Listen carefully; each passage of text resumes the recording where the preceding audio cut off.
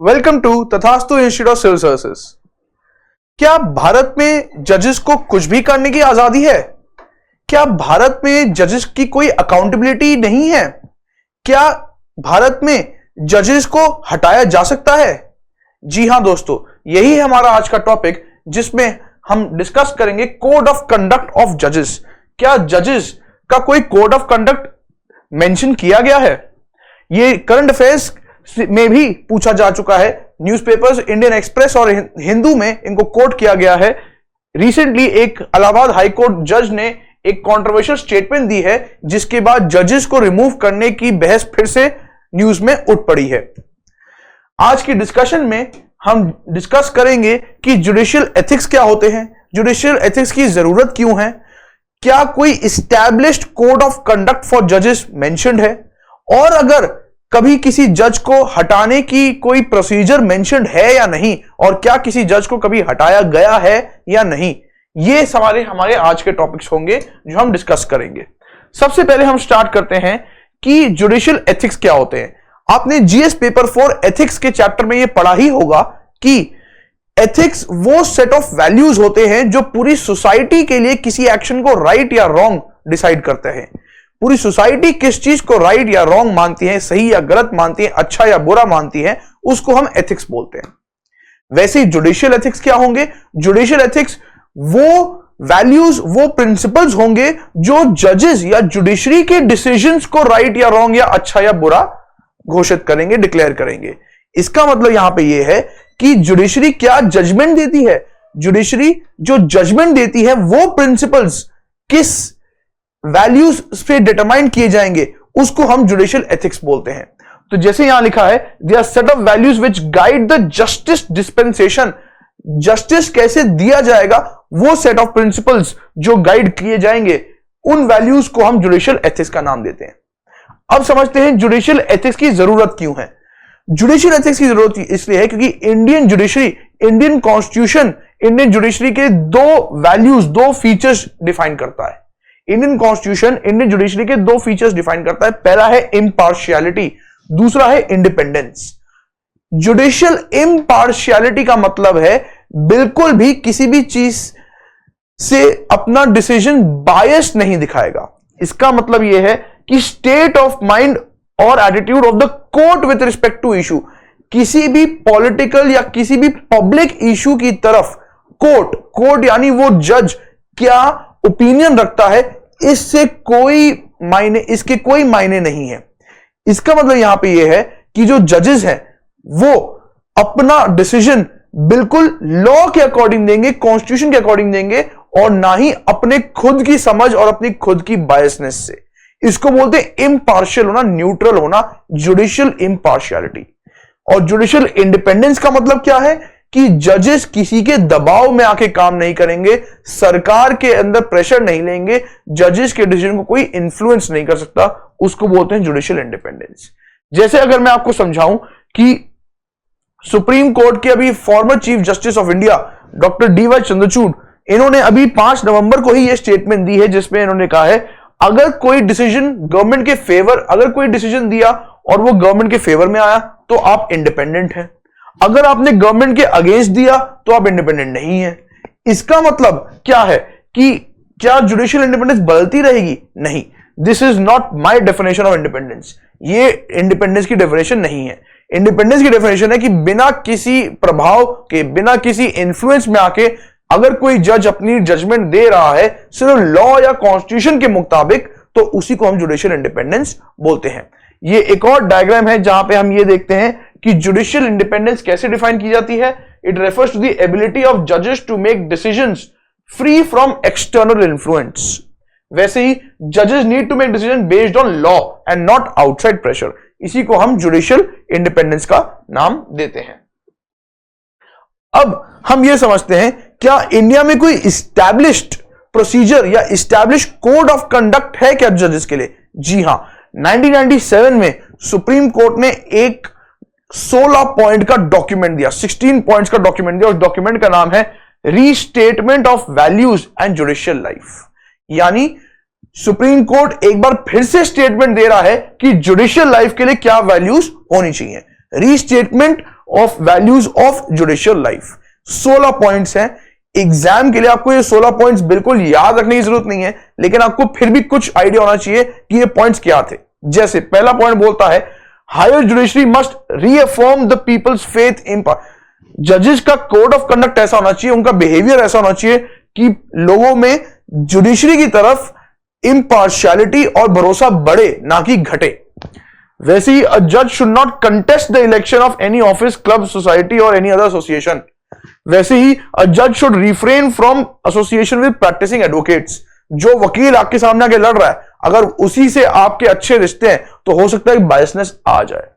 वैसे ही जज की इमीडिएट फैमिली जो है, जज की फैमिली मेंबर्स या जज के कोई दोस्त जज से कोई अनड्यू ना गिफ्ट दे सकते हैं, ना उनको कोई तोहफा दे सकते हैं, ना उनको कोई प्रेजेंट दे सकते हैं, और ना ही उनसे कोई फेवर ले सकते हैं। ऐसे करते करते 16 अलग अलग पॉइंट्स हैं जो ये बताते हैं कि जजेस को क्या कोड ऑफ कंडक्ट मेंटेन करना है, जिससे जुडिशरी की इमेज इम्पार्शियल और इंडिपेंडेंट बाहर परसीव करी जाए। A judge should not accept gifts or hospitality. No judge shall hear and decide a case relating to a company in which he holds shares. किसी company से अगर आपने share खरीदे, उस कंपनी का आप जजमेंट नहीं देंगे। No judge shall speculate in shares. No judge shall engage in any trade or business. No judge shall solicit or accept or engage in any activity to raise funds for any other purpose. Any doubts in the above points. In 16 point में कोई भी doubt है कि कोई चीज कैसे करी जाएगी, वो कौन सॉल्व करेगा? Will be solve by the chief justice of India. तो ये एक 16 पॉइंट का डॉक्यूमेंट है जो restatement of values of judicial life 1997 में सुप्रीम कोर्ट ने अडॉप्ट किया और बोला कि ये 16 पॉइंट जुडिशरी और जजेस की कोड ऑफ कंडक्ट डिफाइन करेंगे। याद रखने वाली बात यह है कि ये लॉ नहीं है, ये गाइडलाइंस है। ये सिर्फ गाइड कर रहा है, एडवाइस कर रहा है, बाइंडिंग नहीं है। जज अगर इनमें से कुछ भी चीज के अगेंस्ट करता है तो उस पर केस नहीं चलाया जा सकता। अब सबसे आखिर में और सबसे इंपॉर्टेंट पॉइंट जो हमारा ये है कि जजेस को रिमूव करने की क्या कोई प्रोसीजर मेंशन्ड है? जी हां, जजेस को रिमूव करने का प्रोसीजर आर्टिकल 124 इंडियन कॉन्स्टिट्यूशन में दिया हुआ है, और वो ये बोलता है कि सुप्रीम कोर्ट या हाई कोर्ट के जजेस को सिर्फ तभी निकाला जा सकता है अगर प्रेसिडेंट का ऑर्डर हो। तो बिना प्रेसिडेंट के ऑर्डर के किसी भी जज को रिमूव नहीं किया जा सकता। यह ऑर्डर किस ग्राउंड्स पे आएगा? प्रूव्ड मिसबिहेवियर और इनकैपेसिटी। अगर जजेस को रिमूव करने के सिर्फ दो ही ग्राउंड है, या तो प्रूव्ड मिसबिहेवियर या तो इनकैपेसिटी। जजेस काबिल ही नहीं है जजमेंट देने के। और कितनी मेजॉरिटी से उसको जजेस को रिमूव किया जाता है? Special majority. यहां पे आपको याद रखना है स्पेशल मेजॉरिटी जो है वो दो टाइप की है जो आपको याद रखनी है। स्पेशल मेजॉरिटी जो है वो यहां पे क्या कहलाती है? वो यहां पे कहलाती है 2/3 of present and voting in the house. House में जितने भी मेंबर उस दिन प्रेजेंट और वोट करें उसका 2/3, साथ ही में 50% of total membership, 50% of total membership of the house, यानी उस हाउस की एब्सोल्यूट मेजॉरिटी। यानी अगर किसी दिन, अगर हम ये मान ले कि किसी दिन लोकसभा में उस दिन अगर मान लेते हैं 400 लोग प्रेजेंट थे, 400 लोग प्रेजेंट थे और वोट कर रहे थे, तो स्पेशल मेजॉरिटी क्या कहलाई जाएगी? स्पेशल मेजॉरिटी कहलाई जाएगी 2/3 ऑफ प्रेजेंट एंड वोटिंग। इसको मैं आसान करने के लिए 399 कर देता हूं, 399 कर देते हैं। तो 399 करने का मतलब है 2/3 ऑफ प्रेजेंट एंड वोटिंग का मतलब यहां पे ये हो गया 2/3 ऑफ 399 प्रेजेंट एंड वोटिंग हो गया। 2/3 ऑफ 399 कितना होता है? 266 मेंबर्स, 266 वोट्स। ये हो गया हमारा 2/3 ऑफ प्रेजेंट एंड वोटिंग। अब जो आपको समझने वाली बात है, इसके साथ साथ ये अकेला 266 वोट्स नहीं चाहिए, इसके साथ साथ 50% of total membership of the house भी चाहिए। 50% of total membership of the house का मतलब क्या होता है? लोकसभा की टोटल मेंबरशिप कितनी है? लोकसभा की टोटल मेंबरशिप है 543। इसका 50%, यानी इसका हाफ कितना होता है? 271 वोट्स। तो अब आपको यह समझना है स्पेशल मेजॉरिटी का मतलब यह नहीं कि 266 और 271 को जमा करके ऐड कर दो ना, इनमें से जो भी हायर है उतने वोट्स चाहिए आपको इस रेजोल्यूशन को पास करने के लिए। तो सिर्फ 266 वोट से काम नहीं चलेगा, आपको 271 वोट्स चाहिए। तो अगर 271 वोट्स हो गए तो 2/3 ऑफ प्रेजेंट वोटिंग तो अपने आप ही हो गया, साथ में total membership of the house भी हो गई। तो आपको स्पेशल मेजॉरिटी अगर लिखा है जज को रिमूव करने के लिए चाहिए, इसका आपको उस दिन अगर 399 मेंबर्स प्रेजेंट और वोट कर रहे हैं तो आपको कम से कम 271 वोट्स चाहिए जज को रिमूव करने के लिए। लोकसभा में वो रेजोल्यूशन तभी पास हो पाएगा। आई होप आप ये स्पेशल मेजॉरिटी का कॉन्सेप्ट समझ पाए। दोनों को ऐड नहीं करना है, दोनों में से जो भी ज्यादा बड़ा है, हायर है, वो माना जाएगा। ये मतलब होता है मेजॉरिटी का। देखिए मैं आपके लिए कॉन्स्टिट्यूशन का प्रोविजन भी लाया हूं, article 124 establishment constitution supreme court, जिसका क्लॉज 4, आर्टिकल 124 का क्लॉज 4 ये बोलता है अ जज of the supreme court shall not be remove from his office except by an order passed by the president. Parliament supported by majority of total membership of that house, यानी 50% of the total membership of the house, and by a majority of not less than 2/3 of the members of that house present and voting, has been presented to the president in the same session for such removal on the grounds of proved misbehavior and the incapacity। तो ये जो हमने अभी चीज पढ़ी कि president के order से रिमूव होगा, स्पेशल मेजॉरिटी से रिमूव होगा और प्रूव मिसबिहेवियर और इनकैपेसिटी से प्रूव होगा, रिमूव होंगे, ये तीन चीजें हमने आर्टिकल 124 क्लॉज 4 से बोरो करी हैं। अब लास्ट में है कि एक्चुअल प्रोसीजर क्या फॉलो होता है किसी भी जज को रिमूव करने का, चाहे वो सुप्रीम कोर्ट का जज हो या वो हाई कोर्ट का जज हो, उस जज को रिमूव करने का क्या प्रोसीजर है अगर उनके अगेंस्ट कोई कंप्लेंट आई है। इस प्रोसीजर को मेंशन किया गया है जजेस इंक्वायरी एक्ट 1968 में। ये बहुत इंपॉर्टेंट है, आपको ये लॉ का नाम याद रखना है। जजेस इंक्वायरी एक्ट 1968 में प्रोसीजर टू रिमूव द जज और जज ऑफ सुप्रीम कोर्ट और हाई कोर्ट मेंशन्ड है, जिसमें यह लिखा है कि अगर आपको किसी भी जज को रिमूव करना है, सुप्रीम कोर्ट या हाई कोर्ट के जज को रिमूव करना है, उसके लिए पहले आपको या तो लोकसभा में या राज्यसभा में रेजोल्यूशन लाना पड़ेगा। अगर आप लोकसभा में, तो पहली चीज जो आपको पता होनी चाहिए, क्वेश्चन जो एग्जामिनेशन पॉइंट ऑफ व्यू से है, रेजोल्यूशन जो आप लाएंगे किसी भी जज को रिमूव करने का, resolution can be introduced in any house of the parliament. किसी भी हाउस में आप कर सकते हैं, ऐसा कोई जरूरी नहीं है कि आपको सिर्फ लोकसभा में ही करना है, any house of the parliament. तो आपको यह चीज याद रखनी है कि पार्लियामेंट के लोकसभा में भी या राज्यसभा में भी आप किसी भी हाउस में एक रेजोल्यूशन को इंट्रोड्यूस कर सकते हैं टू रिमूव द जज ऑफ सुप्रीम कोर्ट और हाई कोर्ट। अगर आपने लोकसभा में इंट्रोड्यूस किया तो आपको मिनिमम 100 मेंबर्स का सपोर्ट चाहिए होगा, 100 मेंबर्स का सपोर्ट चाहिए होगा। और अगर आपने राज्यसभा में इंट्रोड्यूस किया तो आपको मिनिमम 50 मेंबर्स का सपोर्ट चाहिए होगा, आपको मिनिमम 50 मेंबर्स का सपोर्ट चाहिए होगा। तीसरी चीज यहां पे सबसे इंपॉर्टेंट पॉइंट आता है वो ये कि जो भी प्रिसाइडिंग ऑफिसर है, आई होप आपको मालूम है प्रिसाइडिंग ऑफिसर किसको बोलते हैं। लोकसभा में प्रिसाइडिंग ऑफिसर होता है स्पीकर, या राज्यसभा में होता है chairperson, chairman of the Rajya Sabha. तो जो प्रिसाइडिंग ऑफिसर होता है, ये उनका डिस्क्रिशन है कि वो एक्सेप्ट करें या नहीं, कैन एक्सेप्ट और रिजेक्ट द रेजोल्यूशन। यानी आपको यह चीज याद रखनी है कि अगर किसी जज को रिमूव करने के लिए कोई रेजोल्यूशन लाया जाता है हाउस में, तो जरूरी नहीं है कि वो हमेशा एडमिट हो जाएगा। स्पीकर या चेयरपर्सन ये डिसाइड करेगा कि क्या वो रेजोल्यूशन एक्सेप्ट करेंगे या नहीं करेंगे। अगर उन्होंने रिजेक्ट कर दिया तो कहानी वहीं पे खत्म, उनको नहीं रिमूव किया जा सकता। लेकिन इफ एक्सेप्टेड तो जो प्रिसाइडिंग ऑफिसर है वो एक कमेटी बनाएंगे। Presiding officer will form a committee, और ये इंपॉर्टेंट है क्योंकि इस कमिटी में कॉम्पोजिशन पूछता है। इस कमिटी का कॉम्पोजिशन क्या है? विल फॉर्म अ कमिटी जिसमें 3 लोग होंगे। ये 3 लोग कौन है? सीजेआई और एनी जज ऑफ सुप्रीम कोर्ट। या तो सीजीआई होंगे या सीजीआई के बिहाफ पे कोई सुप्रीम कोर्ट का जज होगा। दूसरा मेंबर कौन होगा?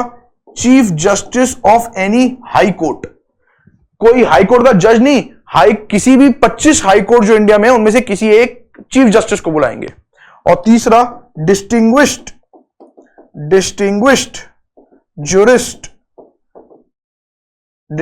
jurist in the opinion of presiding officer। जो प्रिसाइडिंग ऑफिसर के ओपिनियन में जो डिस्टिंग्विश जूरिस्ट होगा वो। तो ये 3 जजेस, डिस्टिंग्विश जूरिस्ट का मतलब कोई ऐसा मेंबर जिनको लॉ की बहुत ज्यादा नॉलेज है, या वो एडवोकेट भी हो सकते हैं, वो जज भी हो सकते हैं, वो अकेडमिशियन भी हो सकते हैं, वो कोई भी हो सकते हैं। तो एक chief justice of India, chief justice of high court और एक distinguish jurist in the opinion of the presiding officer, ये 3 लोग मिलकर एक कमिटी बनाएंगे। This committee is responsible for committee will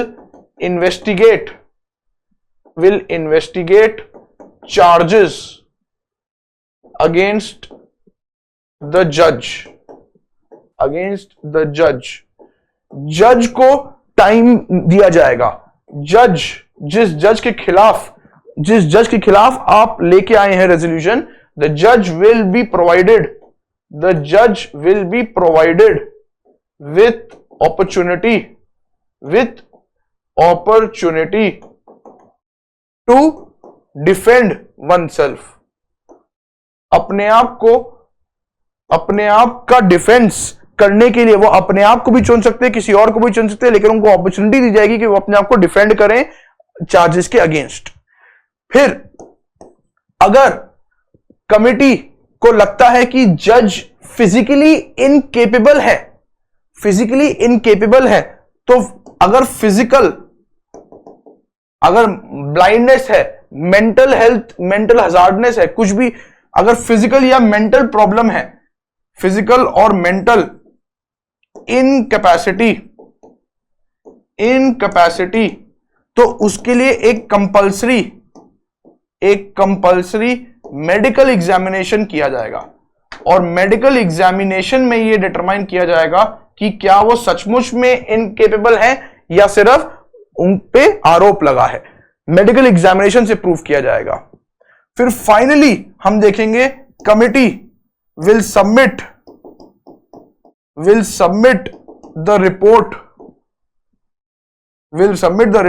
to the house. जिस हाउस में इंट्रोड्यूस हुआ उस हाउस में कमिटी अपना रिपोर्ट सबमिट करेगी। फिर द हाउस या both the houses will pass the resolution by special majority। जो दोनों हाउसेस हैं वो एक एक करके रेजोल्यूशन को स्पेशल मेजॉरिटी से पास करेंगे। और स्पेशल मेजॉरिटी क्या होता है? स्पेशल मेजॉरिटी का मतलब होता है 2/3 of president voting along with majority of the total membership of the house, 50% of the total membership of the house. तो इन दोनों से जो भी हायर होगा वो उससे पास होगा। अगर दोनों हाउस पास कर गए तो क्या जज रिमूव हो जाएगा? नहीं, एक आखिरी स्टेप और है। और वो आखिरी स्टेप क्या है? वो आखिरी स्टेप ये है, आई होप आप यहां पे देख पा रहे हैं, वो आखिरी स्टेप ये है कि president will sign the order to remove the जज। ये बात याद रखनी है, सिर्फ पार्लियामेंट के पास कर देने से रेजोल्यूशन को जज को रिमूव नहीं किया जाएगा। पार्लियामेंट के दोनों हाउसेस स्पेशल मेजॉरिटी से पास करेंगे, उसके बाद प्रेसिडेंट साइन करेंगे ऑर्डर को, फिर ही वो जज को रिमूव किया जाएगा, नहीं तो वो जज रिमूव नहीं होगा। ये बात याद रखनी है, लास्ट स्टेप प्रेसिडेंट को साइन करना जरूरी है। तो ये आप 10 स्टेप्स याद रख सकते हैं जो हम जज को रिमूव करने के प्रोसीजर को पढ़ते हैं। सबसे पहले जो इंपॉर्टेंट पॉइंट है, इसी को हम फ्लो चार्ट में भी देख सकते हैं।